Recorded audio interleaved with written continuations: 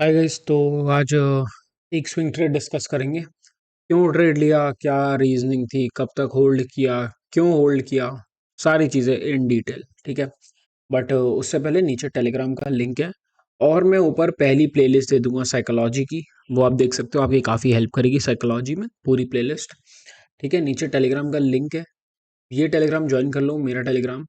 और इस पे मैं चार्ट्स वगैरह पोस्ट करता रहता हूँ, क्योंकि ऑब्वियसली हर वीडियो हर चार्ट तो नहीं बन पाएगा। बट यहाँ पर मैं इन द मोमेंट जब मार्केट में देख रहा होता हूँ, जैसे रिसेंटली अभी ये दिया।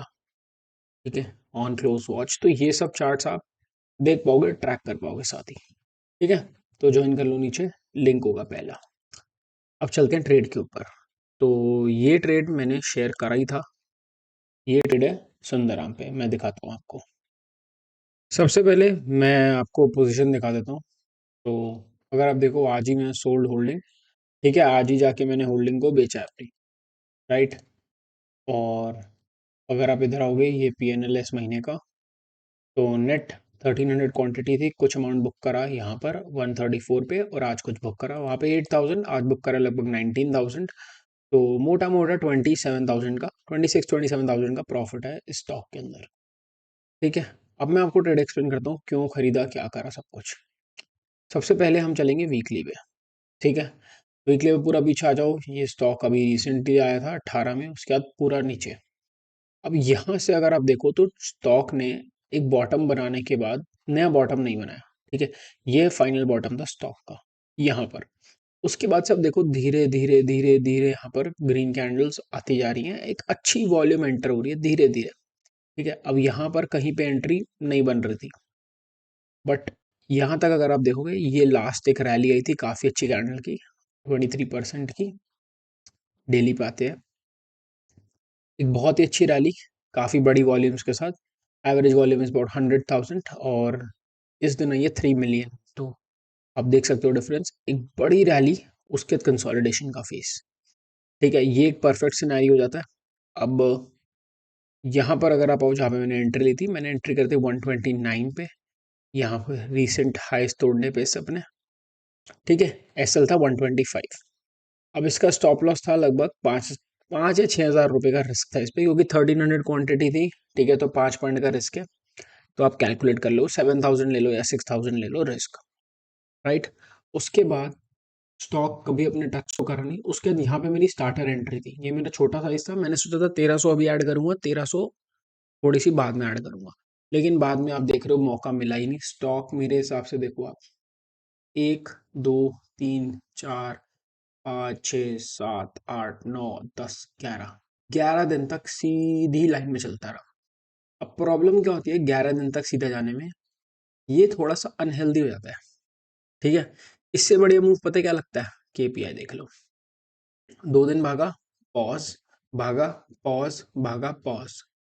तो 1-2 दिन का पॉज तो भाई लेना चाहिए, वो हेल्दी होता है। अब ये 11 दिन तक भागता रहा भागता रहा। मैंने कहीं नहीं बेचा, मैंने यहाँ जाके थोड़ा सा 30% क्वांटिटी बेची थी 155 पे, क्योंकि अभी बहुत ज्यादा एक्सटेंड हो चुका था। तो जब भी प्रॉफिट लेना होता है ना, take your profit in strength. मतलब कई लोग वेट करते हैं, यहाँ पर आने दूंगा, थोड़ा सा वीक होने दूंगा। भाई आप जब चीज चल रही है ना, स्ट्रांग है, वहां पर 30% बेचो। ठीक है, अगर आप नहीं बेचोगे तो आप फंसे रह जाओगे हमेशा के हमेशा। अब क्या होता है देखो, इस ट्रेड के अंदर मैं कोई फिक्स तो लेके चलता नहीं। कई लोग लेके चलते हैं फिक्स, कि मैंने अगर 5 हज़ार का रिस्क लगाया है तो मैं 15 हज़ार बेच दूंगा या 10 हज़ार बेच दूंगा। जैसे ही उसका 2 गुना या 3 गुना मिलेगा। अब आप देखो, इसमें 6 हज़ार का रिस्क था। ठीक है, मान लो हमने 28,000 कमाए। ठीक है, 27 कमाया, अब 28 मान के चलो, इजी हो जाएगी कैलकुलेशन। या मैं कम कर लेता हूँ, आप सोचो हमने 5 हज़ार का रिस्क लगाया, 25 हज़ार रुपये कमाए। ठीक है, 1,000 रुपये रिस्क में काट दिए, 3 हज़ार रुपये प्रॉफिट में काट दिए। तो अब आप कहोगे कि मैंने 5 हज़ार का रिस्क लेके 25 हज़ार बनाए, मतलब कितना रिस्क टू रिवॉर्ड हो गया, 1:5। ठीक है, 5 गुना, 5 गुना अपना रिस्क टू रिवॉर्ड निकाल लिया। अब मान लो मेरे अगले 4 के 4 ट्रेड गलत चले जाते हैं, तो भी मेरे वो 4 ट्रेड का नुकसान कितना होगा, 20 हज़ार रुपये।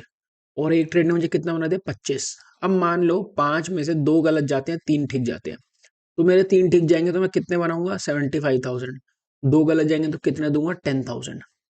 तो जो रिस्क टू रिवॉर्ड है ना, जब से अगर आप अपना फिक्स करने लग जाओगे कि मैं तो भाई 1:2 1:3 पे निकाल दूंगा, तो नहीं बनेगा पैसा। क्योंकि भाई आपकी जितनी ज़्यादा रिस्क टू रिवॉर्ड कम होगा, उतनी एक्यूरेसी ज़्यादा चाहिए। रिस्क टू रिवॉर्ड जितना बड़ा होगा, उतनी एक्यूरेसी कम चाहिए। ठीक है ना? तो भाई मैं तो यही लेके चलता हूँ कि 5-6 टाइम्स ऑफ माई रिस्क बनता चला जाए। अगर हम केपीआई ग्रीन की बात करेंगे तो केपीआई ग्रीन मेरे को 9 गुना दे रहा है अपने रिस्क पे। इसमें 10,000 का रिस्क था। ये देखो, ये केपीआई में 67,000 मैं बुक कर चुका हूँ, 30 चल रहा है। तो 97,000 मतलब मोटा मोटी 9-10 गुना का रिस्क दे रहा है। मतलब मैं अगले 9-10 ट्रेड भी गलत करूंगा तो भी मैं केपीआई का पैसा तब जाके खत्म करूंगा अपना। ठीक है, तो ये बहुत जरूरी है कि आप ये समझो कि आप रिस्क टू रिवॉर्ड आपका कैसे चल रहे हैं ट्रेड्स में। Right, start selling into strength. और ऐसे स्टॉक्स ढूंढो जो कंसोलिडेशन फेज में हो, बाहर आने के लिए रेडी हो, वॉल्यूम पॉप होने के लिए रेडी हो। ठीक है, थैंक यू।